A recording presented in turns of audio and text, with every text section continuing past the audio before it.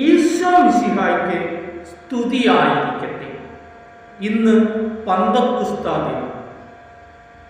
പന്തക്കുസ്താ തിരുനാളിൻ്റെ എല്ലാ മംഗളങ്ങളും ആശംസിക്കുന്നു. ഇന്ന് നമുക്കൊരു സ്വർഗസ്ഥനായ പിതാവേ ചൊല്ലും. ലോകത്തെ മുഴുവൻ നമുക്ക് സമർപ്പിക്കാം. ഓരോ വ്യക്തികളെ പരിശുദ്ധാത്മ അഭിഷേകത്താൽ നിറയാൻ വേണ്ടി പിതാവായ ദൈവത്തെ വിളിച്ച് നമുക്ക് പ്രാർത്ഥിക്കാം. സ്വർഗസ്ഥനായ നമ്മുടെ പിതാവേ, അങ്ങയുടെ നാമം പൂജിതമാവണമേ, അങ്ങയുടെ രാജ്യം വരണമേ, അങ്ങയുടെ തിരുമനസ് സ്വർഗത്തിലെ പോലെ ഭൂമിയിലുമാകണമേ. അന്നന്ന് വേണ്ടുന്ന ആഹാരം ഇന്ന് ഞങ്ങൾക്ക് തരണമേ. ഞങ്ങളുടെ കടക്കാരോട് ഞങ്ങൾ ക്ഷമിക്കുന്നത് പോലെ ഞങ്ങളുടെ കടങ്ങളും പാപങ്ങളും ഞങ്ങളോട് ക്ഷമിക്കണമേ. ഞങ്ങൾ പ്രലോഭനത്തിൽ വീഴാൻ ഇടയാകരുത്, ദുഷ്ടാരൂപി ഞങ്ങളെ രക്ഷിക്കണമേ.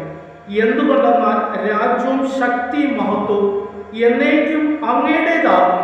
ആമേൻ. സ്നേഹമുള്ളവരെ, അപ്പസ്തോല പ്രവർത്തനം 2-ാം അധ്യായം 1-ാം വാക്യം. പന്തക്കുസ്താ ദിനം സമാഗതമായപ്പോൾ അവരെല്ലാവരും ഒരുമിച്ച് കൂടി. സ്നേഹമുള്ളവരെ, ശിഷ്യന്മാർ സെഹിയോൻ ഊട്ടുശാലയിൽ പ്രാർത്ഥിച്ചുകൊണ്ടിരുന്നപ്പോൾ പരിശുദ്ധാത്മാവ് അവരുടെ മേൽ ഭയം നിമിത്തം കതകടച്ചിരുന്ന ശിഷ്യന്മാരുടെ മേൽ പരിശുദ്ധാത്മാവ് വന്നു കഴിഞ്ഞപ്പോൾ അവർ ശക്തി പ്രാപിക്കുകയും ലോകത്തിൻ്റെ പല ഭാഗങ്ങളിലേക്ക് യേശുവിൻ്റെ സുവിശേഷവുമായി പോകുവാൻ അവസാനത്തുള്ളി രക്തം വരെ ക്രിസ്തുവിന് വേണ്ടി രക്തസാക്ഷിയാകുവാൻ അവർക്ക് സാധിച്ചു.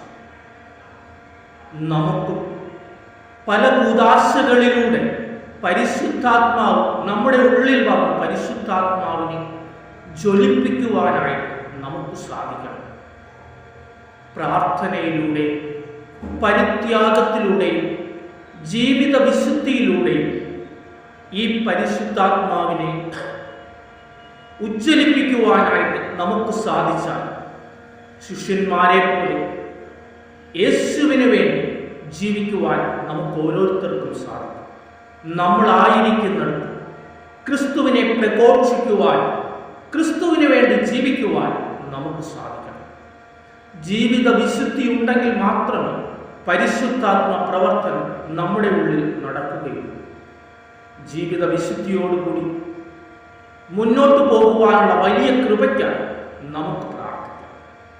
സ്നേഹപിതാവായ ദൈവമേ, പന്തക്കുസ്താ ദിനത്തിൽ ശിഷ്യന്മാരുടെ മേൽ വന്നിറങ്ങിയ പരിശുദ്ധാത്മാവ് ഞങ്ങളുടെ ഓരോരുത്തരുടെയും വന്നു നിറഞ്ഞ് പരിശുദ്ധാത്മാ ശക്തിയാൽ ഓരോ ദിവസവും മുന്നോട്ട് ജീവിക്കുവാനുള്ള വലിയ കൃപ, ശക്തി, അനുഗ്രഹം ഞങ്ങൾക്ക് ഓരോരുത്തർക്കും നൽകണമേ എന്ന് ഞങ്ങൾ പ്രത്യേകം പ്രാർത്ഥിക്കുന്നു. നിത്യം പിതാവും പുത്രനും പരിശുദ്ധാത്മാവുമായ സർവേശ്വര എന്നേക്കും ആമേൻ.